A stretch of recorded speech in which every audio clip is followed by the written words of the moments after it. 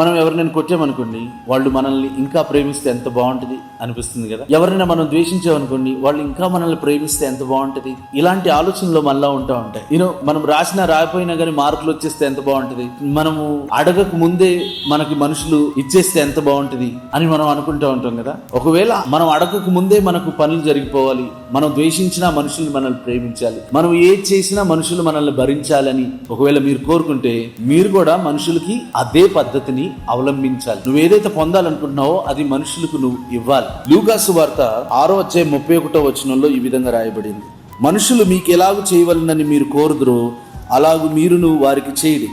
ఒకవేళ మనుషులు మిమ్మల్ని ప్రేమించాలనుకుంటున్నారా, అపారంగా ప్రేమించాలనుకుంటున్నారా, ఏ భేదం లేకుండా ప్రేమించాలనుకుంటున్నారా, మీరు కూడా వాళ్ళని ప్రేమించండి. మత భేదం లేకుండా ప్రేమించండి, కుల భేదం లేకుండా ప్రేమించండి. మీరు కూడా అలానే ప్రేమించబడతారు. ఆకలితో ఉన్న వారికి తృప్తిపరచండి, రేపొద్దున మీరు ఆకలిలో ఉన్నప్పుడు తృప్తిపరచబడతారు. మనుషులు మీకు ఎలాగ ఉండాలని మీరు కోరుకుంటున్నారో మీరు అలాగే ఉండండి. ఇక్కడ యేసుక్రీస్తు వారు ఏమంటారంటే, మీ శత్రువుల్ని ప్రేమించండి అని అన్నాడు.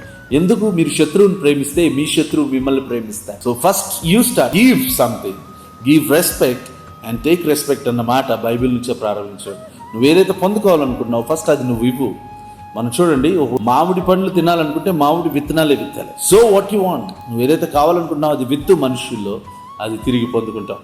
10 మంది నీకు డబ్బు సాయం చేయాలనుకున్నావా, నీ సామర్థ్యం చొప్పున నువ్వు ఎవరికైనా డబ్బు సాయించి దేవుడు నీకు సాయించు. కాబట్టి ఏది పొందాలనుకున్నావో అది విద్దాం, దేవుని చేత ఆశీర్వదించబడతాం. God bless you.